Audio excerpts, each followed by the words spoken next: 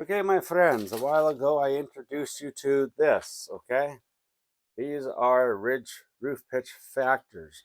This is what we use for when we're actually starting to, like if we want to get our rafters and the whole bunch and our pitches and all that figured out before we actually start building.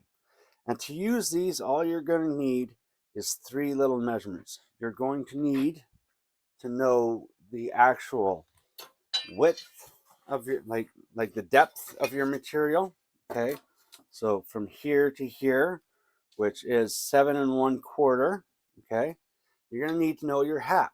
Now to get your hap, all you're going to do is use your framing square, get your 7/12 done up. Okay, let's put you guys over here for a second, see if I can get you here. Figure out your 7/12. Okay, then you're going to put then you're going to mark out your seat. Now my wall thickness from sheeting to inside is 3.5. That's my 2x4 wall plus my 1/2 inch sheeting. So I got a 4-inch bird mouth. So I'm just going to bring my framing square down on my on my cut mark, and I'm going to measure it out, make my bird's mouth. Okay, now I need my hap. Now, what is hap? That is height above plate. That is the gap from this part of your bird's mouth to the outside of your board going straight. Not this way, we're going to go this way. And so we're just going to measure that. And we got 5 1/4. Okay, so we got 5 1/4. And now the third number that you're going to need is your span. Okay, and our span is going to be 8 feet. So knowing this, okay, let me bring my pen and paper over. Okay, I got a span of 8 feet. Now that's 96 inches. So we're going to take our 8 feet, turn it into 96 inches. We're going to divide that by 2, which gives us 48. Now our ridge material thickness is going to be single ply 2x8. So that's 1.5 inches. Now I need half of that. Half of 1.5 inches is 3/4. So we're going to take away our subtract 3/4 of an inch. That gives us 47 1/4 inch. So that's going to be our magic number. Now I want a 7/12 pitch roof. So I'm going to come back over to my list. 7/12, my factor is 1.158. So all I'm going to do to figure this out is I got my 47 1/4. I'm going to multiply that. I got to turn this quarter into this fraction into a decimal first. So to do that, all I'm going to do is go 1 divided by 4, which equals 0.25, which is 25. So I got 47.25. I'm going to multiply that by my factors, which is 1.158. That gives me a total of 54.7155. Okay, now I want to turn this decimal place into a fraction. So I'm just going to take that, I'm going to times it by 16ths, because I want 16ths. I want to get down to close to a 16th of an inch as I can. So I'm going to times that by 16, which gives me 11.448.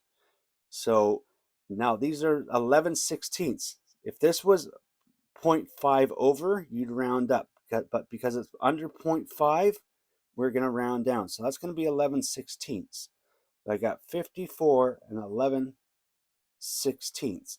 That is my rafter length, and that is from short to long. What is short to long?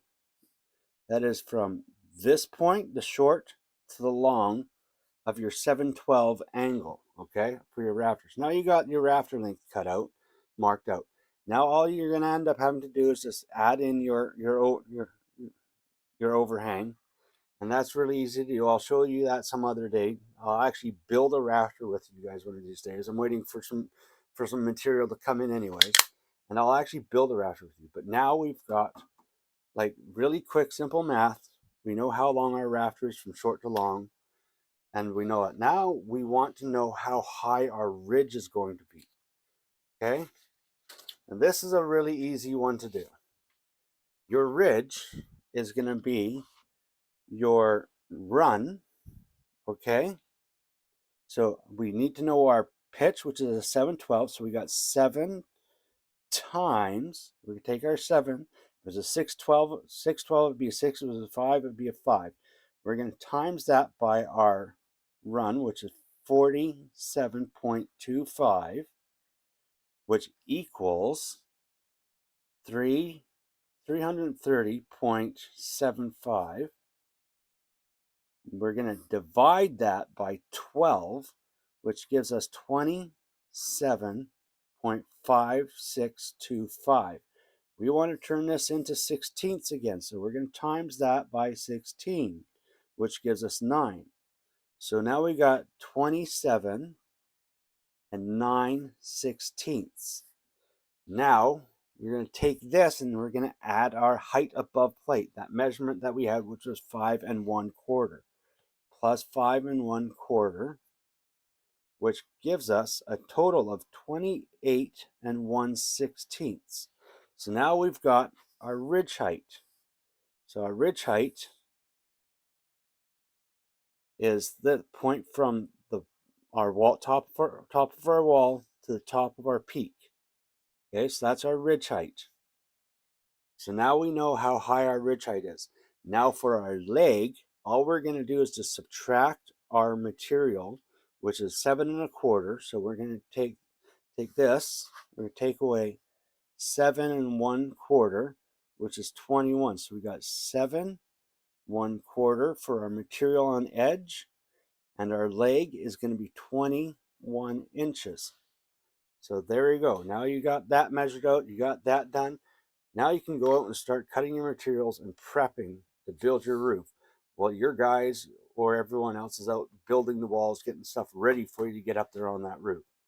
Now these measurements, this system can be used for doing rake walls. You can build rake walls. Someday I'll show you how to use these numbers to build rake walls. Eventually I will show you all kinds. I'm going to give you all kinds of little cheat sheets like this pitch factor cheat sheet. Okay. And what these are for is so that way if you want to start prepping stuff before material gets delivered, and you know what the material thickness is, and you know what materials are being, if you just have a scrap piece of that material lying around, you figure these things out. Or if you just want to prep before you actually get to that point, or if you're ordering your material and you need to know how much material to order. And it also comes in handy if you don't have a construction calculator, or if you don't want to be standing out there doing the old measuring it with a square, going down in intervals and increments. But that's what these cheat sheets are for. And over time, I'm going to share alternate cheat sheets, like many cheat sheets. Get yourself a contractor's diary. Smart contractors have diaries because we keep information like this in, tips and stuff like that that we learn, the stuff that we can't fully memorize or we might forget over time or something like that. We keep that information in our diary. It's called a contractor's diary, and you keep information that comes in handy or that will be handy in the future or down the road. And like I said, it could be tips that you learned from someone on YouTube, or tips from someone that you got. It could be information, technical information. It could be like, instead of having to carry textbooks around with you, you have the stuff that you need in your diary, where you know it is at all times. But this is just like, this here is such an awesome little cheat for you to sit there and figure out the math for your stuff really fast and really simple. And you don't need a fancy construction calculator. You can use the calculator that's on your phone, or you can use a cheapo calculator. If you're really good at math, you can just sit there and do it freehand and do a long form of it and get the math done. But it's a real simple, easy, quick way to figure everything out. So you guys want to get out and have some fun and impress people that you work with, pull this trick out, and you don't need a piece of paper. You can do all the math right here on the rafter, and you can show the guys at the job site how freaking smart you are. So yeah, I can figure this out without a calculator and sit there and do it all out. Just need to know the factor for the pitch that you're going to do. And that's it. And there'll be a link to this cheat sheet for your pitch factors in the description of the video, so you guys can print it out, copy it, or do whatever you want with it. But like you saw how fast we figured it out. Our ridge height, our rafter length, we did it. We did it lightning fast. So smart, easy, simple way to do it.